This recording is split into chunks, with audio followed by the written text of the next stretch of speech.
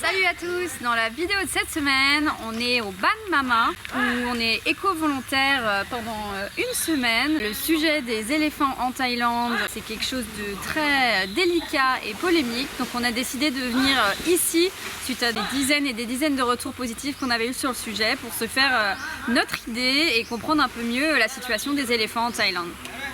C'est parti, on y va, au travail!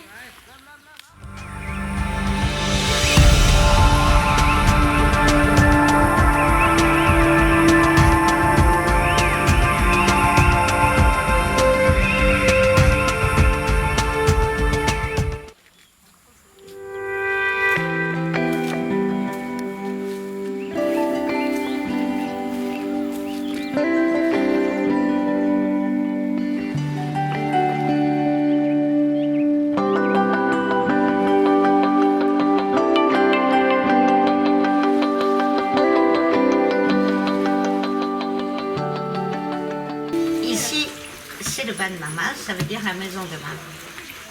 Moi j'ai été dans un camp éthique. Pour éléphants du coup? Voilà. Et là quand j'y ai travaillé, je me suis rendu compte que c'était pas si éthique que ça. Tu as travaillé 2 ans quand même, c'est ça? Un an. Un an? Un an en éco-volontaire et un an au travail. Ouais. Et en fait j'ai insisté pour qu'on change la nourriture, etc. Insisté pour les vieilles éléphantes.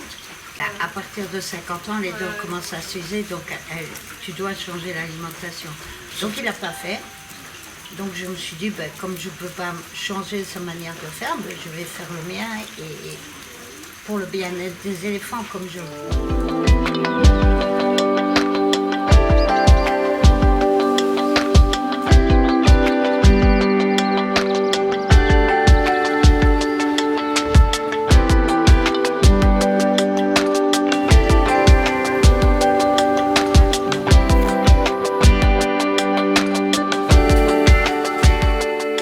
Au départ, je voulais faire les pattes des éléphants. On m'a dit, mais si tu veux louer des vieilles éléphantes pour leur fin de vie, tu n'en auras pas. Voilà. En fait, les centres éthiques adorent les vieilles éléphantes, les éléphantes handicapés, les éléphants très très maigres, etc. Donc c'était pas forcément celle-là qui avait le plus besoin d'aide? Oui, mais eux, ils adorent celle-là. Pourquoi? Parce qu'ils font des cagnottes pour les acheter. On ne dit jamais acheter sur leur communication, on dit toujours sauver, mais en fait ils achètent l'éléphant et c'est des éléphantes, vu qu'elles inspirent la pitié, qui ramènent énormément d'argent. Voilà.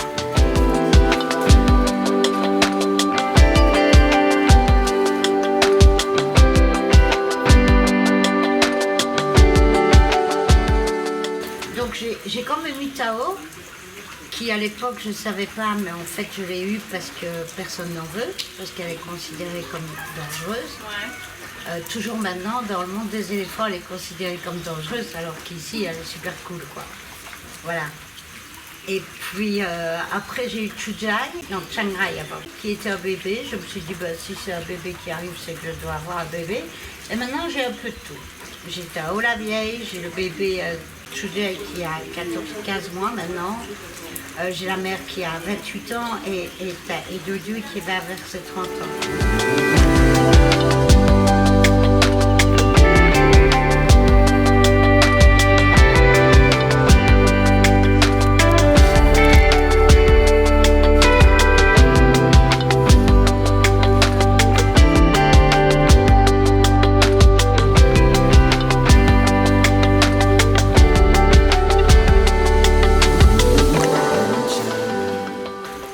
J'ai ça. Et qu'est-ce qu'on fait? Le temps que les propriétaires veulent bien les laisser ici, elles ont une vie tranquille. Voilà. C'est ça, c'est que là tu les loues et que pendant tout le temps où tu les loues, tu fais en sorte qu'ils aient la meilleure vie possible, dans l'espoir qu'un jour peut-être on puisse les acheter. Et dans l'espoir que le propriétaire les laisse ici à vie. Ouais. Parce que louer un éléphant, c'est vraiment enlever l'éléphant du monde du tourisme de masse, etc.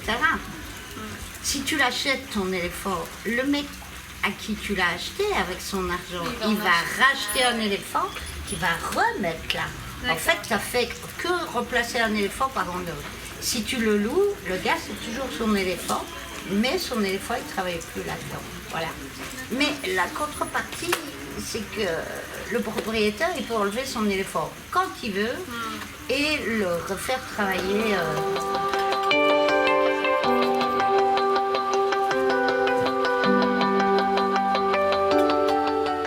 Là il est 8h30 et après notre petit déjeuner, c'est Tao qui va venir prendre son petit déjeuner. Donc elle le prend à l'écart des autres éléphants puisqu'ils s'entendent pas forcément, c'est un euphémisme. Donc du coup elle vient ici la première et on lui donne surtout des bananes jaunes parce qu'elle a plus de 70 ans, elle est assez âgée, elle a plus que 2 dents, donc des bananes jaunes qu'on lui pré-épluche.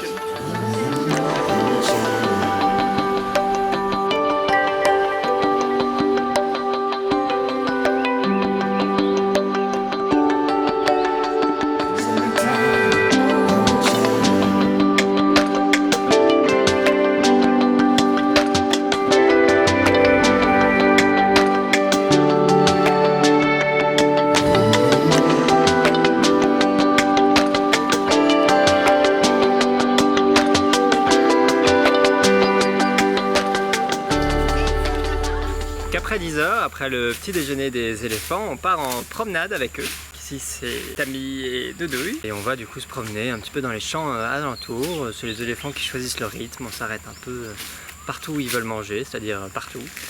Et puis voilà.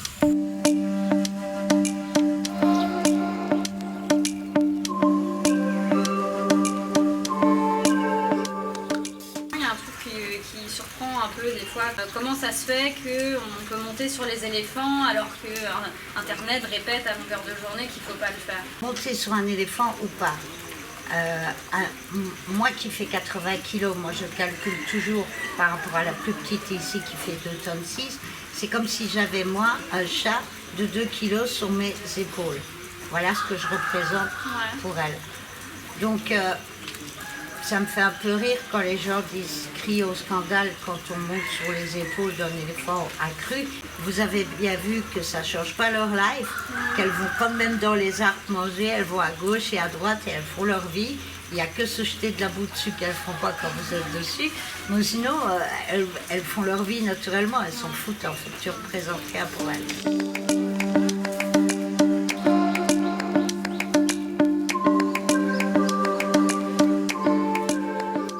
Donc chez nous, on applaudit un cavalier de 80 kg sur un cheval qui en fait 700 ou 800. Et on hurle avec 80 kg sur 3,6 tonnes. Voilà. Il faut chercher la logique quelque part, il n'y en a pas.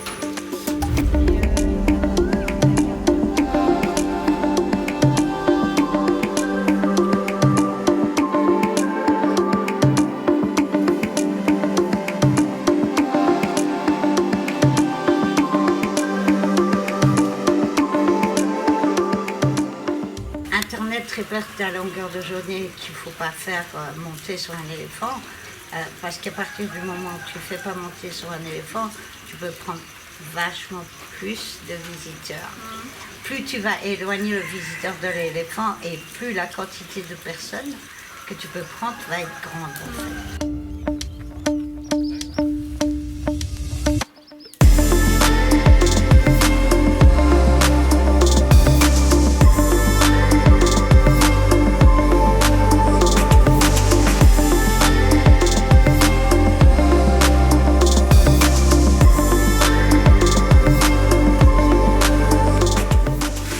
À midi, il y a d'abord le repas des humains et après le repas des éléphants.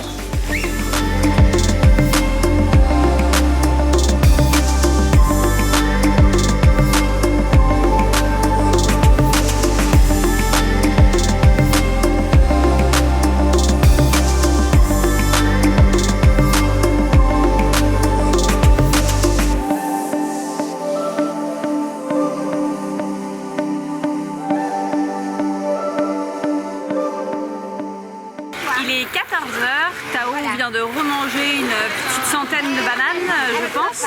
Et là, elle va se baigner dans la rivière pour se rafraîchir, quoi, comme nous.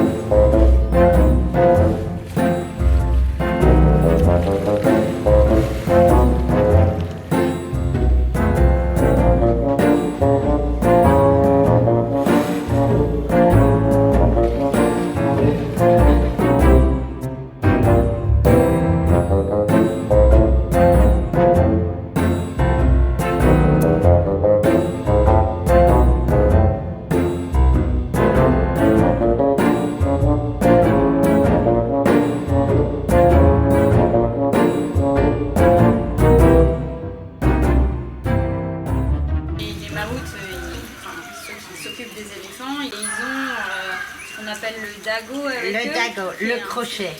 Le crochet, il sert à quoi en fait? Le crochet, il sert à te prendre comme ça, à te dire allez viens, ou à prendre ici l'oreille, allez viens. Le crochet, il ne sert pas à faire mal, il sert à diriger l'éléphant. L'éléphant peut avoir une réaction qui peut être dangereuse pour les gens, ou même pour lui. Et il faut avoir le crochet s'il n'écoute pas et s'il y a danger. Un éléphant, s'il te met un coup de trompe, il peut te tuer. Le pire, c'est Tammy, par exemple, qui a peur de tout. Si elle part parce qu'elle a peur, elle peut courir à 35 km/h et tout ce qu'elle aura devant elle, elle va les jeter. Que ce soit un autre animal, que ce soit une moto, que ce soit un humain. Parce qu'elle a peur. On doit avoir un crochet.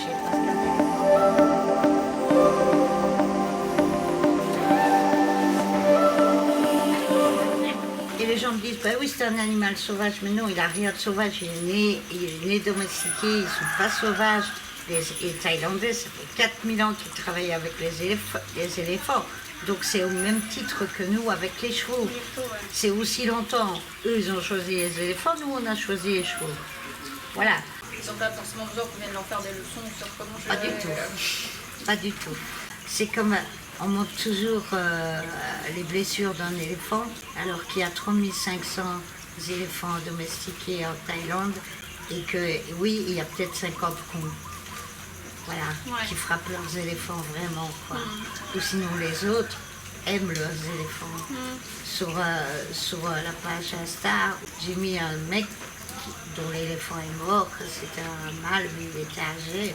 Et ce mec, la manière dont il est avec son éléphant comme ça, tu comprends toute la peine qu'il a. Ça me fait mal au cœur quand j'entends les gens qui critiquent les Thaïs. Parce que c'est pas la vérité. C'est pas la vérité. C'est ce qu'on veut vous faire croire pour mettre certains centres éthiques en avant. Mais la vérité, elle n'est pas là. Donc c'est un peu malheureux de jeter la pierre à ces gens qui aiment vraiment leurs éléphants.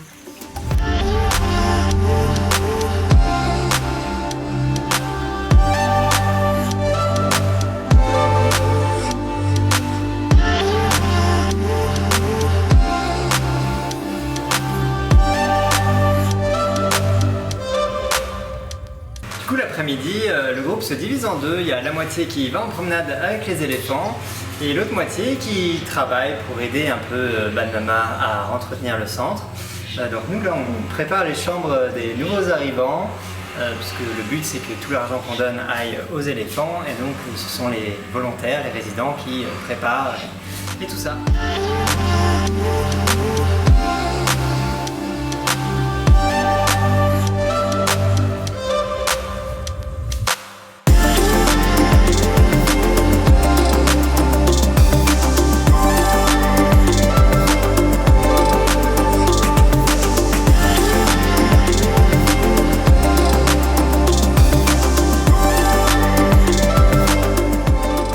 Il est 17h, c'est la fin de notre journée d'éco-volontaires et c'est la fin de la journée des éléphants et de leurs maouts.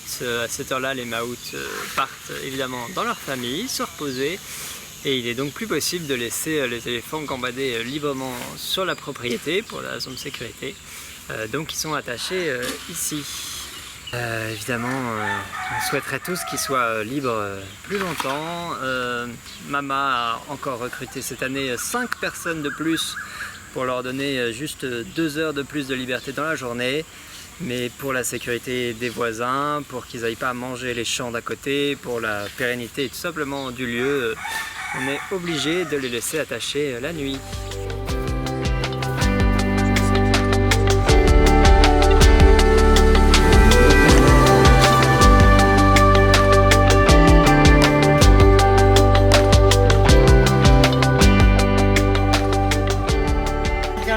Tu peux pas. Déjà, ça c'est pas impossible, tu dois refaire un troupeau.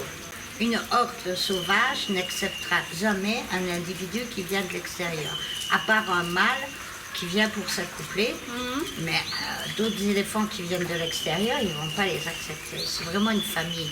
C'est combien une horde? Au minimum 15-20 individus. Ah oui. Donc tu dois reconstituer un groupe. Tu dois prendre un groupe qui s'entende. Moi j'en ai 3 adultes, il y en a déjà 2 qui se tapent dessus. Donc déjà c'est pas évident. Mais en plus de ça, la difficulté, c'est que quand tu vas les remettre à l'état sauvage, sauvage, ils apprennent chaque fois en suivant la matriarche. Ils apprennent des circuits différents selon les saisons. Ils savent où est l'eau. Ton éléphant domestiqué, il n'a pas été élevé depuis tout petit avec une matriarche et suivre les circuits. Donc lui, il ne sait pas. Déjà, il ne sait pas. En plus de ça, il n'a pas peur de l'homme. Donc il y a déjà énormément de conflits parce que l'homme prend trop de terrain comme chez nous, hein, avec les loups, etc. Donc il y a des conflits, éléphants sauvages et humains. Alors, si tu mets des éléphants qui sont domestiqués, tu les remets dans la nature, eux, ils n'ont pas du tout peur de l'humain. Et eux, au contraire, vont rechercher le contact de l'humain parce que l'humain, pour eux, dans leur psy, c'est la bouffe. Donc, c'est impossible. En plus de ça, ils peuvent être porteurs sains de la tuberculose et de l'herpès des éléphants, chose que l'éléphant sauvage ne connaît pas. Donc, c'est-à-dire que des éléphants domestiqués remis dans la nature pourraient disséminer tous les éléphants sauvages, à force. Donc, il faut un peu réfléchir.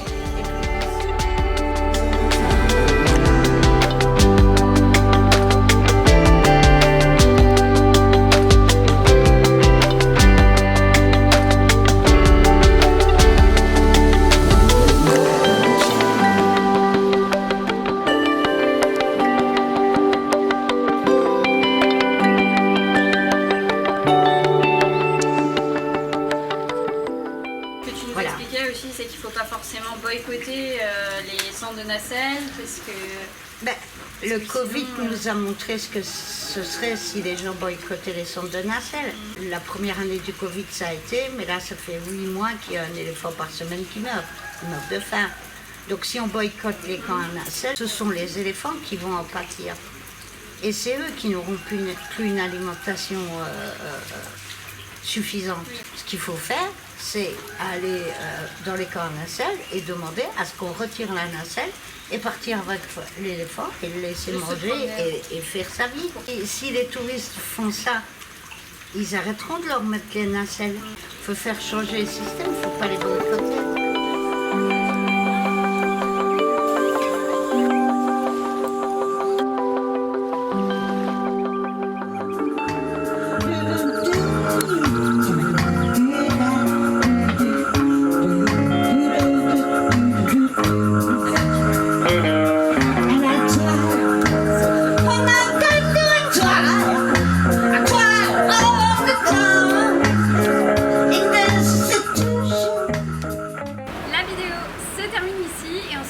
Ici, dans le nord de la Thaïlande, la semaine prochaine.